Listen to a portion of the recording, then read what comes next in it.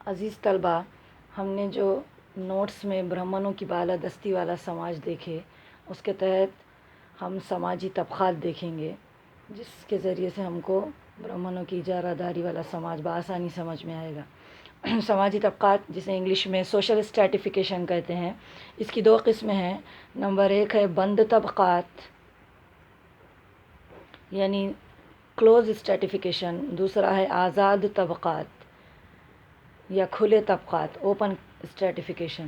تو سب سے پہلے ہم بند طبقات دیکھیں گے۔ بند طبقات اسے کہتے ہیں جنہیں تبدیل نہیں کیا جا سکتا۔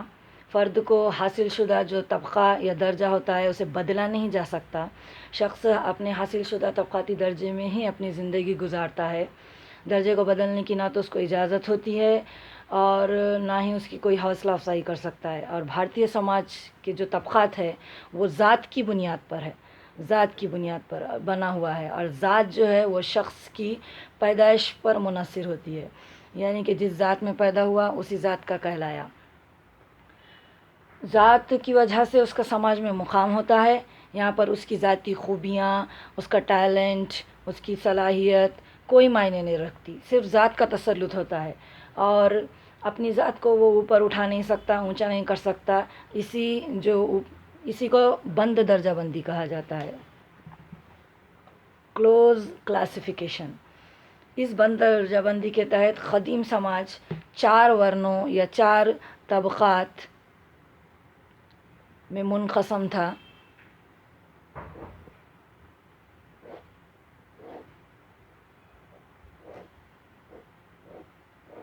نمبر 1 ہے برہمن، دوسرا ہے شتریہ، تیسرا ہے ویشیہ اور چوتھا ہے شودر۔ محنت کی تقسیم کے لحاظ سے ان 4 ورنوں کے کام تھے۔ برہمن جو تھے، برہمنوں کا کام تھا، برہمنوں کو سماج میں اعلیٰ اور سب سے اہم مقام حاصل تھا۔ ان کا کام مذہبی تعلیم حاصل کرنا، مذہبی تعلیم دینا، مذہبی رسومات کی ادائیگی کرنا، قربانی، یگیہ، ہون، پوجا پاٹ وغیرہ میں مدد کرنا، یہ برہمنوں کے کام تھے۔ مندروں میں جانے کی صرف انہی کو اجازت حاصل تھی۔ اور دوسرا ہے شتریہ۔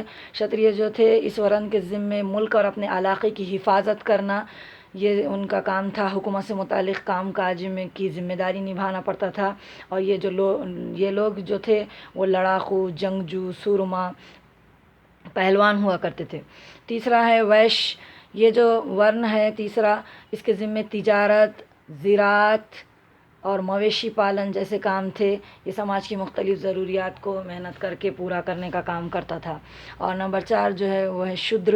تو شودروں کا کام ان تینوں ورنوں، یعنی اوپر کے تینوں ورنوں کی خدمت کرنے کا کام انجام دیتے تھے۔ یہ ان کے ایسے کام تھے جنہیں سماج میں حقارت کی بھری نگاہوں سے دیکھا جاتا تھا۔ بعد میں یہ ہوا کہ سماج برہمنوں کے کام یا ذمہ داریوں کی وجہ سے اپنے آپ کو اعلیٰ، جو برہمن سماج تھا، اپنے آپ کو اعلیٰ سمجھنے لگا، سب سے بہتر اور اونچا سمجھنے لگا، اور اپنے سے نیچے والے طبقات کو ادنا سمجھ کر انہیں حقارت بھری نگاہوں سے دیکھنے لگے۔ آگے چل کر سماج میں برہمنوں کی جو مقتے داری تھی، اجارہ داری تھی، کافی بڑھتی گئی۔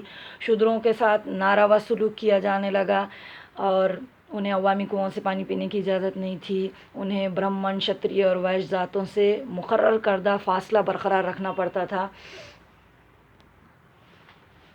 مستقبل میں ورن نظام جو ہے ذات پات کے نظام میں تبدیل ہو گیا۔ اب ذات پات کے اصول بھی دن بدن کڑک ہوتے چلے گئے۔ ذات پات کے اصول کے لحاظ سے ذات پر یہ پابندی آئی تھی کہ وہ اپنی ذات سے تعلق رکھنے والے پیشے کو اپنائے، ذات سے باہر شادی نہ کرے۔ نظام ذات پات کی وجہ سے ہی بند درجہ بندی کا آغاز ہوا، کلوز کلاسیفیکیشن۔ نظام ذات پات ہی اس کی وجہ ہے، اور اسی وجہ سے اعلیٰ ادنا ذاتوں پر مشتمل سماج عمل میں آیا۔ تو اس طرح سے یہ بند طبقات تھے۔ نمبر 2 ہے آزاد یا کھلے طبقات، اوپن اسٹریٹیفیکیشن۔ اس کا مطلب آزاد یا کھلے طبقات جو ہے وہ کھلی درجہ بندی کی مثال ہے، اوپن کلاسیفیکیشن کی مثال ہے۔ اس میں طبقاتی نظام آگے چل کر درجاتی نظام میں تبدیل ہو گیا. جو طبقاتی نظام تھا چاروں ورنوں کا آگے چل کر درجاتی نظام میں تبدیل ہو گیا. اور اب سماج میں 3 درجے پائے جانے لگے. وہ 4 طبقات ختم ہو کر صرف 3 درجوں میں سماج منقسم ہو گیا. ایک ہے اعلیٰ درجہ، دوسرا ہے درمیانی یا متوسط درجہ، اور تیسرا ہے ادنیٰ درجہ. اس کا مطلب ایسے طبقات جس میں شخص کو اپنی حیثیت بدلنے کی پوری آزادی تھی، اور ہے تو وہ اپنی کوششوں سے، اپنی لگن، اپنی محنت سے اور اعلیٰ تعلیم سے اور زیادہ پیسہ کما کر،